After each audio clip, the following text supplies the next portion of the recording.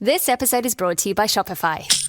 Looking to start a side hustle or become your own boss? Do it with Shopify. Whether you're selling succulents or stilettos, Shopify has the industry-leading tools to help you create, control, and grow your own business. So get serious about selling and get Shopify today. Sign up for a £1 per month trial period at shopify.co.uk/special offer, all lowercase. That's shopify.co.uk/special offer.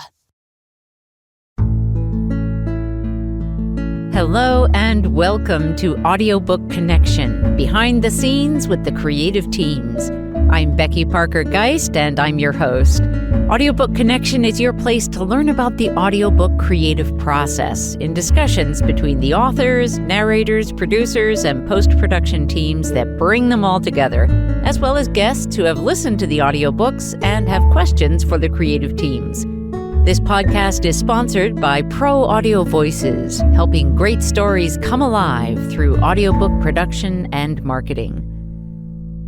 And today I am with Lon Ballinger, author of Party Boys: How the Ballinger Brothers Built the Best Nightclubs in the World. Lon has been a leader and innovator in the nightclub industry for over 40 years, opening and operating Webster Hall, Big Bop, Go-Go, Rocket, Ballinger's, American Beauty, Heartbreak Hotel, and the Boom Boom Room. He also started the successful label Webster Hall Records. Lon, welcome. Well, thank you, Becky. I'm pleased to be on your show with you. Yeah, glad to have you. Thank you. Let's jump in and talk a little bit about your audiobook.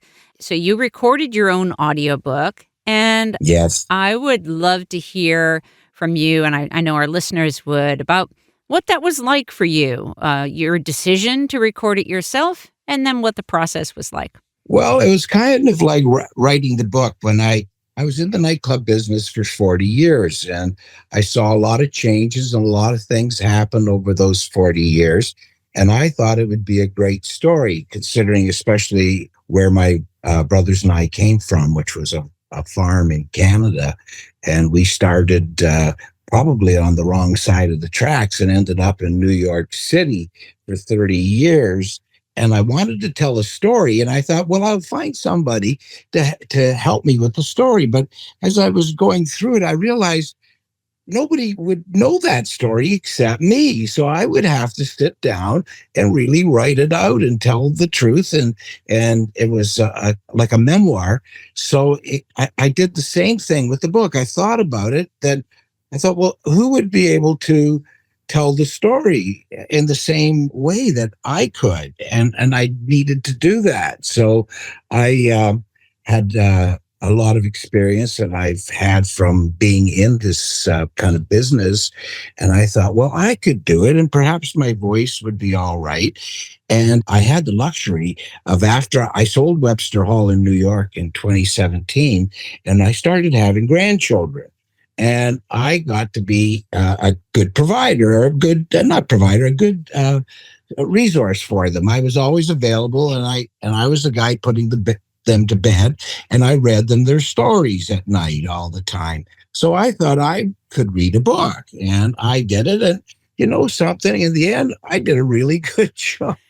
Yes, you did. I felt that I could put the right nuances on the words and the right emphasis on the situations as they came up, so that it would give my story genuineness and the truthfulness that I really wanted it to have, because I didn't want to write a sensational book. I really did this book for I started doing it for my grandchildren, because I thought, well, I'm going to go one day and they're not going to know really, except from dribs and drabs, of how are they able to leave Canada and end up in America, and what got them there. And I thought I'd need to tell the story as good as I could. And I wanted them to have a good story about good things, and not all about the bad and the terrible stuff. So I realized that 40 years, particularly 30 years in New York City with a 3,000 person nightclub and keeping it at the top of the heap. I mean, I lasted 30 years. Studio 54 lasted 30 months. Yeah. So it was a big deal to have lasted. That's why I took claim as the greatest nightclub operator of all time, because this is a hard city, New York.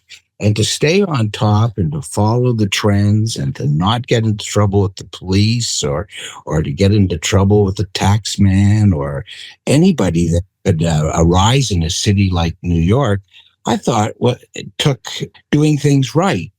You really couldn't cut corners. I didn't want to leave a bad trail. So I thought, well, I did it, and I wanted to explain it to them. And as I did that, I realized I was maybe writing a really good story for young people or entrepreneurs, because, we started with nothing. We came from very little. We had no education, and yet we had passion and hard work, and we had honesty and reliability. And I think that I wanted that message to get across, and I wanted to do it in an entertaining and fun way that people could, resonate to or understand. So that was my motive. Yeah, that's nice. You mentioned that you about reading the bedtime stories to the kids, and certainly talked with many professional narrators now who, when they were getting started, asked, well, what should I do? And I said, well, start with reading bedtime stories to your kids, because it's such a great, it's like a great training ground, for really becoming a narrator. And they're so, like, they'll listen to you. They listen to every word you're saying like it's the gospel truth. So, you're trying to please them when you're telling the stories. And I thought, well, I could read my book back that way and do it in a pleasant way or an interesting way that wouldn't have people falling asleep or turning it off too quickly, Yeah. So now that's what I happened. know that you didn't record at the bedside of your grandkids. No. Tell us about how you, how you found your studio and what your next step was. Well, I've been working with Frankina. He has a studio in my little town. I lived in Westchester. I live actually close to Mount Kisco, and he has a studio there. And I've used him to do some other podcasts that I created after we sold Webster Hall, and I'm going to make as a special add-on for this audiobook. And Frank was really good and patient with me, but he's also a top pro. So I knew that I had actually bought a little recording device for myself. Then I thought, I'm not going to get these levels right. I'm going to not be able to edit as well as I think a book like this should have. So Frank stepped in, and it turned out to be a fairly big production. It probably took us 40 hours to come up with, maybe even more, maybe, oh my, I'm adding it up, but probably maybe 100 hours to come up with a 5-hour audiobook. So there was a lot of editing. You got to get rid of those pregnant pauses, and you want to get rid of those, your lips smacking together. And I was working with a top pro.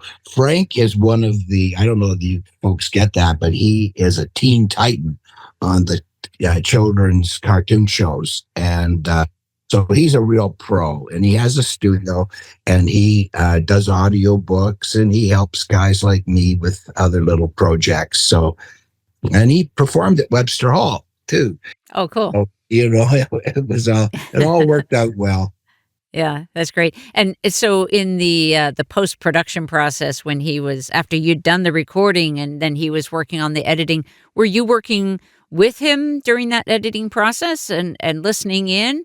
A lot of it, but as we got to know each other and figure things out, as we went through the process, there became a real trust factor.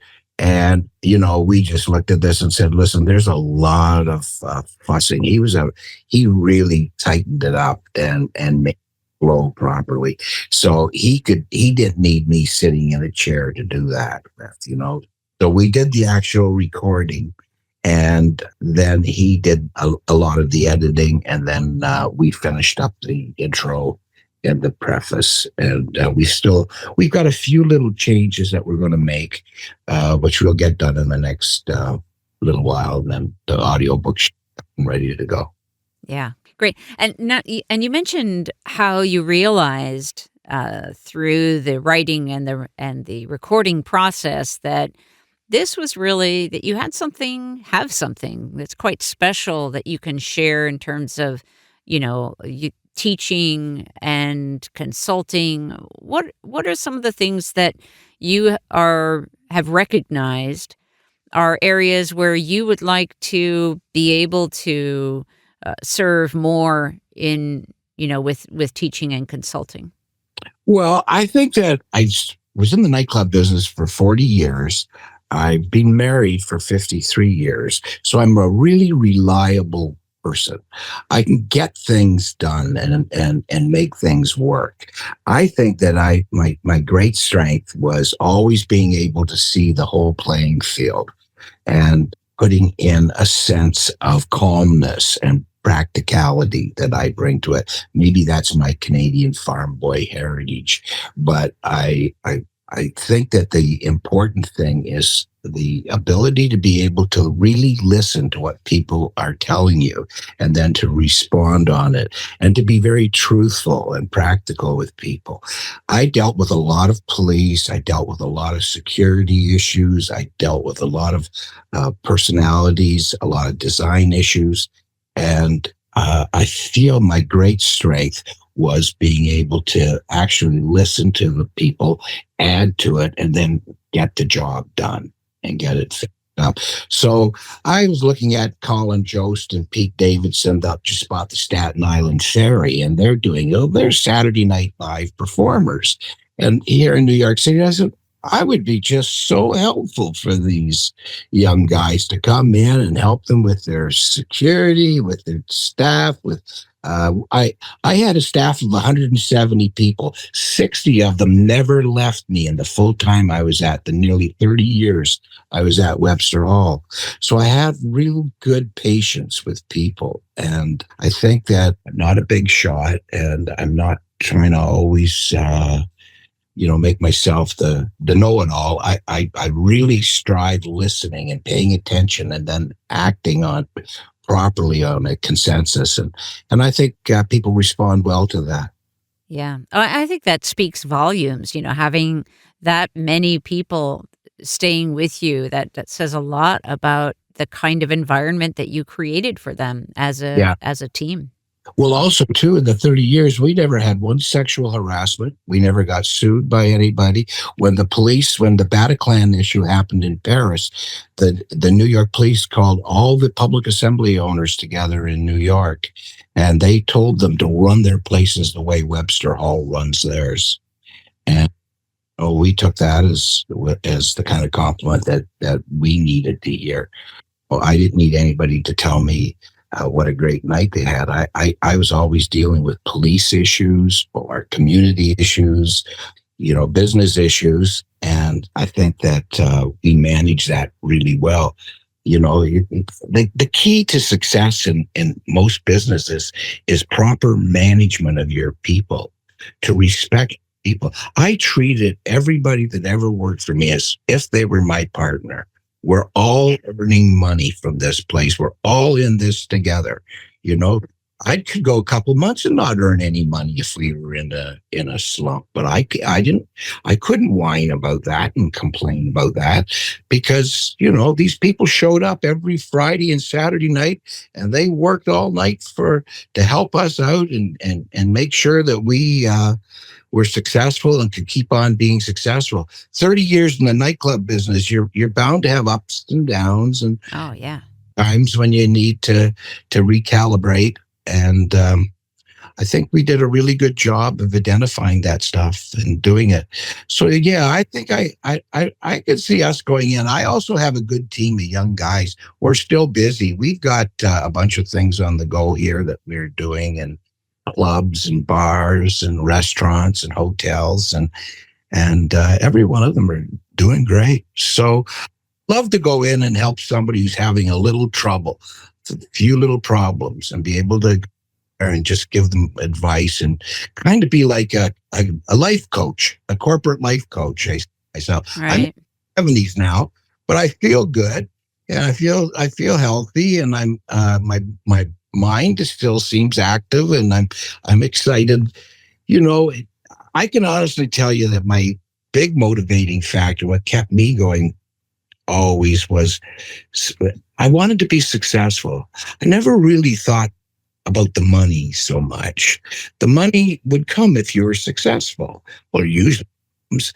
But so I thought success, and success was like building something that's also sustainable, because you don't want to always have to go and tweak and refit or try to be the flavor of the day. So I try to help create a sense of longevity and how it can stay that way, and the importance of your team captains and your managers and how important they are.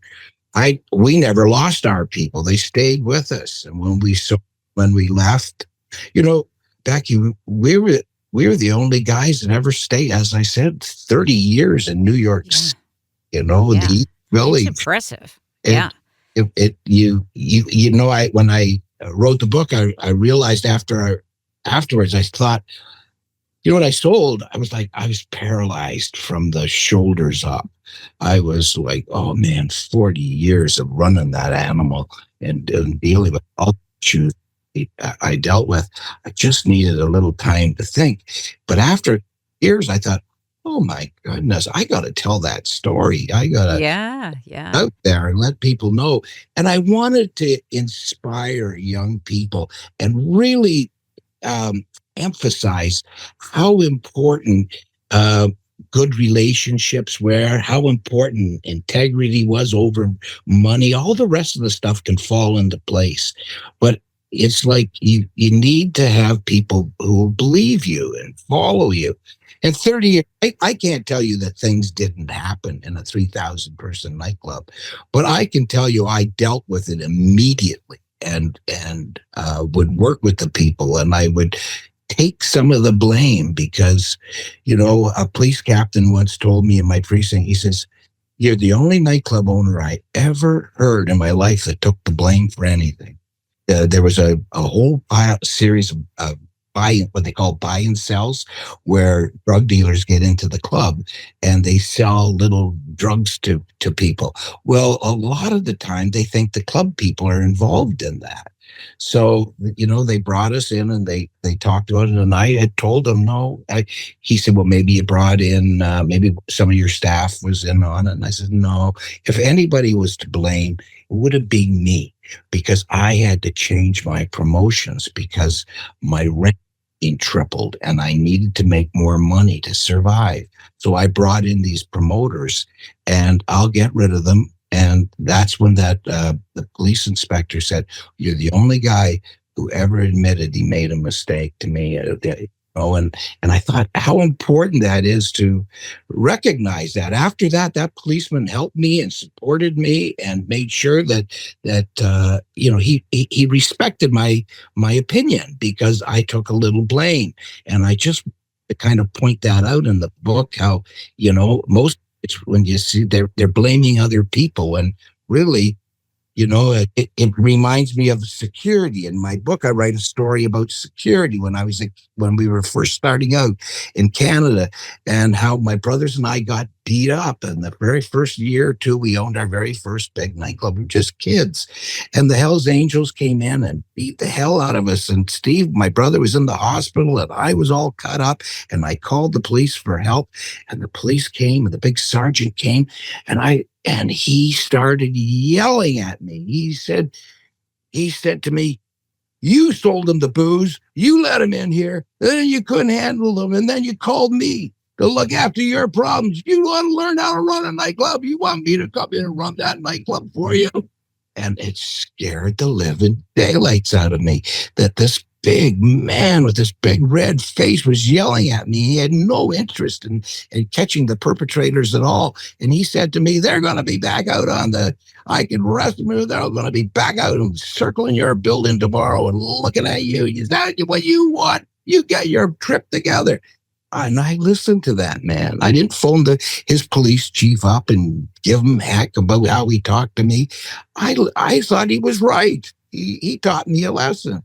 So a lot of it was about listening. And that policeman respected me because I went out there and got people that could be a professional on the front door and handle any trouble that came in. And from that, and for the next 40 years, we handled club security properly. We treated it like with respect. And I think that was really important, was I wanted to teach lessons about listening and when to spot changes and how to make effect on your business. So I think the book covered it all. I went from we were little kids until the last day I was at Webster Hall. We started in the club business in 1977, and we sold in 2017. And I've been, busy with my grandkids and helping my sons with their businesses. And like I told you, I'm ready to help other people if they want a little help too. Yeah. That whole thing about both having integrity, but also about being able to take responsibility. I think that's such an important thing. And I remember just some, readings and trainings and many things, many situations where the message about how when we are able to take responsibility for our own lives, then we actually are empowering ourselves instead of giving all the power away to, someone else is to blame. So, which is disempowering. When we can take responsibility, then we recognize, I can take responsibility for this. This means I have some agency over the situation. I can make a difference. Yeah, I felt that way the whole time I was there. I always thought that, when I was doing something, that there is no that I have to build the road. I have to make the journey, and I have to do it right because people are watching me. I don't want to get into trouble, and I don't want to have issues with people, and I don't want anything that isn't mine. That's why, they talk about the other club guys in New York, and they last a year, 2 or 3 or 4, maybe 5, and they all get put in jail for stealing the government's sales tax money, or because they wanted to take all the cash for themselves. And we never abided by that. We just really tried to follow the rules. I had a very, very tough mother, and I lived a very, I wouldn't say poverty, but close to poverty type life, growing up. And I had to learn the fundamentals of things, or I suffered the consequences. And I felt that the police were just like my mother. And I had to do what they told me to do because I didn't want to have trouble with those guys. Like I didn't want to have trouble with my mother either. Yeah. Let's take a short pause. We'll be right back. Would you like to earn more from your audiobook sales? If you're an author with an audiobook, you may have noticed that royalties from Audible especially, and other platforms as well, are frankly kinda pathetically low, disappointingly low, and unfairly low considering what it cost you in effort and resources to create it. How is it the retailers are the ones making all the money off your work and investment? As someone who started in the audiobook industry in 1981, I've found it frustrating that authors keep getting shortchanged. The good news is that Pro Audio Voices just launched Amplify Audiobooks, a direct sale audiobook platform for authors that puts you back in the driver's seat. Earn 65% of the gross sales price that you set. Compare that to the percentage of the percentage that retailers give. Run promotions on schedule whenever you want. Create coupon codes. Build community with your customers, since you'll know who they are and how to contact them. Work with a caring, responsive, supportive team to help you succeed all along the way. Get help with marketing. Get paid weekly. We're helping audiobook authors who are frustrated by painfully low royalties and the barriers that prevent them from managing their own products and customers. Amplify Audiobooks is a direct sale platform that enables authors to earn much higher royalties and have way more control. We're disrupting the audiobook industry by putting authors first. Get started today at proaudiovoices.app or go to proaudiovoices.com and click on the Distribution Amplify link. Join the movement. I want to circle back to something that you had said earlier about longevity and building longevity in the business, but that you also in your audiobook there is also and in your career the element of keeping up with what's current. So having that foundation of longevity, and yet also, and I think very much fits into what you're talking about being able to listen, paying attention to what are the trends currently, what's new, what would be a good fit for our club. Yes. Well, that's by going to, the conferences, listening to your staff when they're talking to you, because a lot of people that gravitate, especially young people, they're excited about that business. They may know the music better than you do. I found out about hip hop from my staff. I found out about electronic dance music from my staff. There were so many things. The internet, well, a young man stopped me at 2:00 in the morning back in 1990 and explained the internet to me. I had no idea what he was talking to me about, it was 2:00 in the morning, and I invited him to come see me the next day when I had a little time, and he did. And we were the very first nightclubs to get online and sell our tickets online and to use the internet for what it was meant to be used for marketing and self-promotion. So we got on that really early and paid attention to it. But, I think a large part of our strength, when I tell you we had a 3,000 person nightclub, everybody was welcome. We only had one rule: behave yourself. Don't do anything that's going to get us into trouble with the police. Because if you do, we've got to stop you and ask you not to do that, or maybe leave the place. But other than that, we don't have any problem with you, who you are, where you came from, as long as you're polite and you talk to us with respect. And we had that policy from the day we came in. Most clubs try to be so cool to keep everybody out. We never took that approach. We never really cared about celebrity that much, because they're going to leave you the moment another flashier new club opens up.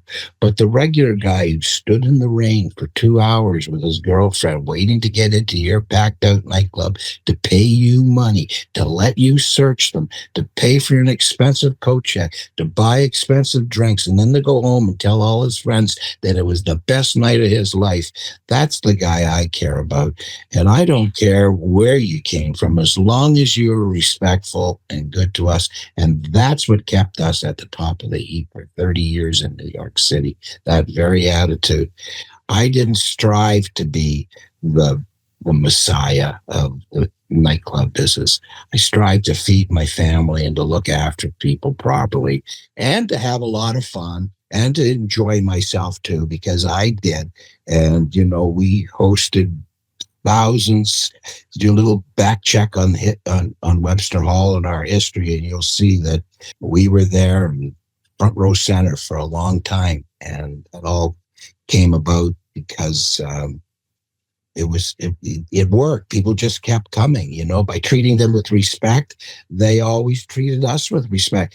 And maybe we put through 30 million people, but I couldn't count 20 fights on my hands that we ever had in that club. And it was because of we knew how to treat people with respect, and our security. We had like 40, 60 huge, big people walking around, keeping an eye on everybody. So it was important to us to try to keep a control of our crowd, run the place.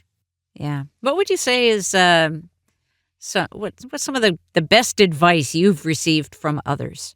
Well, when I was a kid and I sold real estate, I always remember I was kind of making fun of this guy's old house, and the man turned around and told me, "That's somebody's home, Lon." And I never forgot that. And I never made a comment about anybody's home again. And, my mother would tell me when I was a little kid, keep your eyes on your own plate instead of looking at everybody else's. So, I learned some very practical things in life. My dad taught me, man made it, man can fix it. So a lot of things were just about improving your own attitude, and trying to. So I think a lot of it was about just trying to please people, and as I said, it was very important to me. I never really, in all the 30 years, I never had a line of credit. I didn't own the building. I didn't have a line of credit. The bank doesn't give nightclubs lines of credit. So I had to pay 170 people every week on the money I earned off of beer and ticket sales. So that was a challenge there, but always knowing that I could, if I was a little short, to call the person and to tell them I'm a little short, but I haven't forgotten about you. I'll make sure that I get it to you in the next 2 or 3 months. Would that be okay? And that every time they say, that's fine, Lon, don't worry, we get it, because so I think it would be really about accountability, Yeah. That's such great. That's really great. I think that so often what can happen is when we feel like something's going awry, like we can't meet our responsibilities, people can get scared about that and afraid to talk to the very people that they should be talking to, just as you described. No. Really treating people like the partners. That's it. I think that's what you do. You say, we're in this together. We're, you heard, I heard, and I think that's a very important thing to try to get across to your people, and to do that by being that way yourself. I don't remember raising my voice or losing my temper with anybody, because I always felt that if you're in a leadership position, you've got to be calm. You've got to look like you know what you're doing, and not only look like it, but really do know what you're doing. So, you'll be, if people can trust you and know that you're doing your very best to fix up any situation or to accommodate them, they'll bend over backwards. I found in my life too, I got a lot of people in 40 years in the nightclub business would complain about something or other, or something that happened.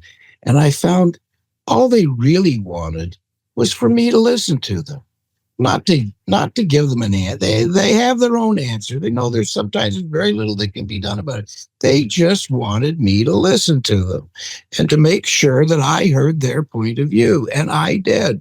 And I would never yell at them or get mad at them about it. I just let them vent and get it out of their system. And then they like you so much afterwards, because you at least had the patience to listen to what they had to say to you, even though you might not be able to do much about it. Yeah. So coming back to your book and your audiobook, what impact would you like to have with, for your listeners, for your readers? What would you like them to take away from the experience? Well, I'd like them to walk away with what my theme for the thing was: nice guys don't always finish last. They don't always get sand kicked in their face. The thing to do is you've still got to have that intestinal toughness and inside you. But I would like them to walk away with the hope that I'm trying to is for.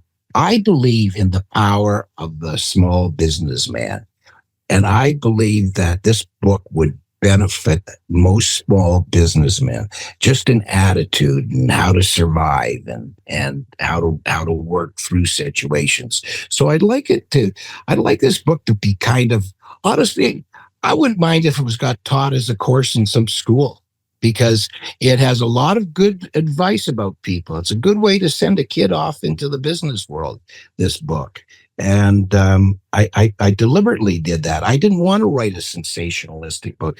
Oh, I did have chapters and chapters of the musicians and the actors and the people I met and the impact they had on me. But most of them were so positive.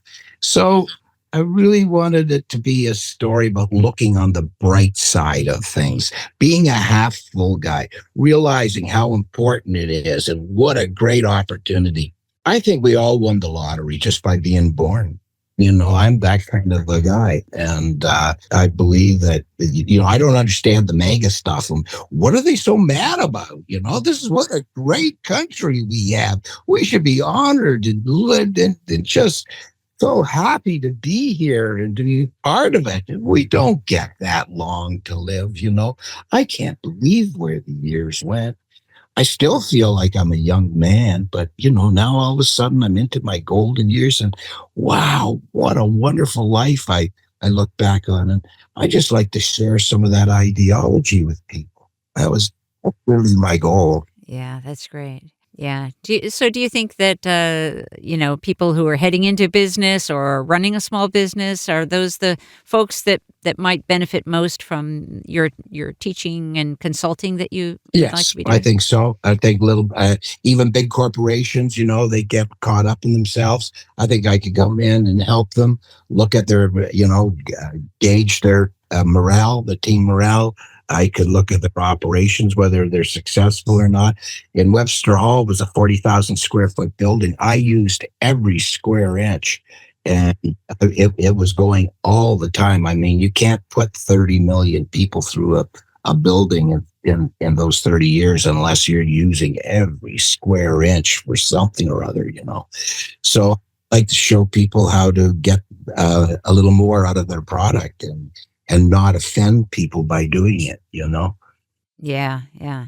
Well, it's clear to me that you have a lot to offer, and in that, to people who are in business, entering into business, and I think just also as a being in life, just being people who are seeing that life from the half full side of things. Yeah, I tried with this book to inspire people. I really laid it out. I wasn't, I didn't brag about myself. We made lots of mistakes, and I put them in the book and the story. But it wasn't about the mistakes. It's how you managed. It's, that even that saying, failing forward, instead of falling backwards and crying and feeling sorry for yourself. Take the good out of it. Take the little bit of good. You didn't put all that effort and work into it for no reason at all. You put it in for a lot of reasons. Take that good stuff and move forward with it and get rid of the bad stuff that dragged you down. So it was meant to inspire people and to let people know that, I'm a high school dropout. I didn't have an amazing childhood, but I always had a positive nature, and how important it is to maintain a positive nature. And to also warn you, don't do something if you don't have the passion for it. Don't set yourself up for failure. Make sure whatever it is you do that you feel that passion. And it's okay if you don't have it. Maybe you'll find it somewhere else. But don't beat yourself up on something. A passion and a clear mind, and of course a good idea and a little talent doesn't hurt. But you really want to think about your passion. Do I feel it? Do I wake up thinking about it? Do I go to sleep thinking about it?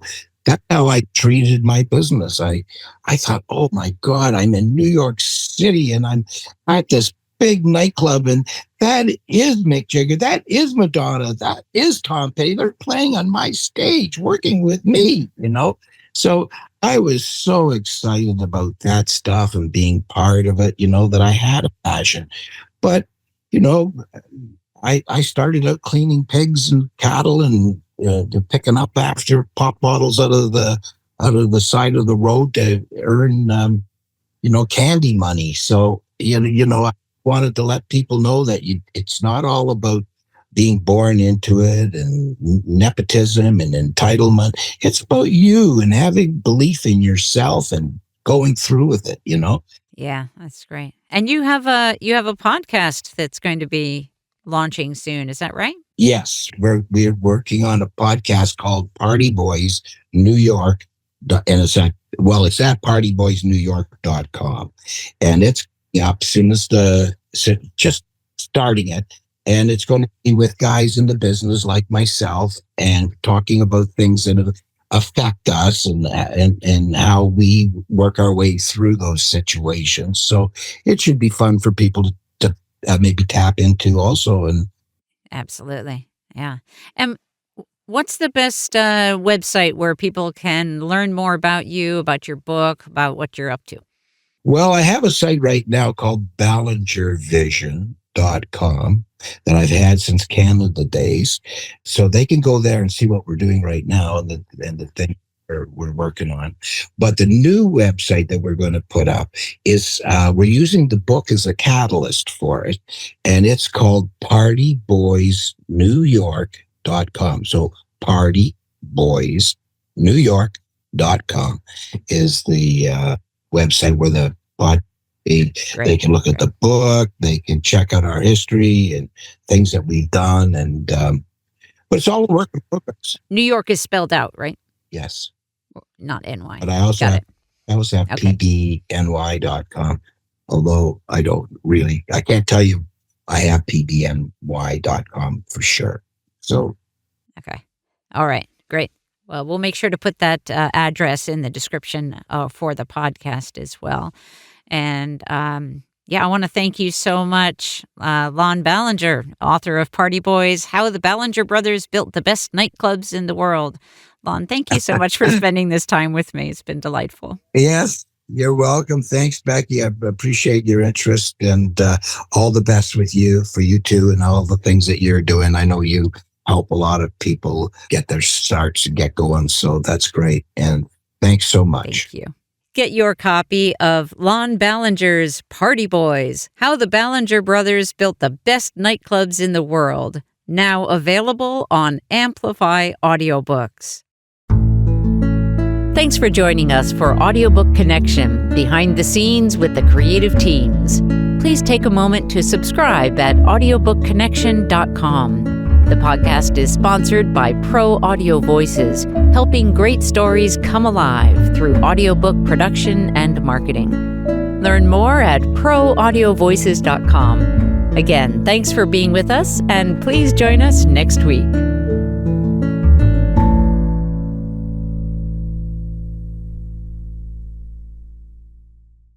This podcast is a part of the C-Suite Radio Network.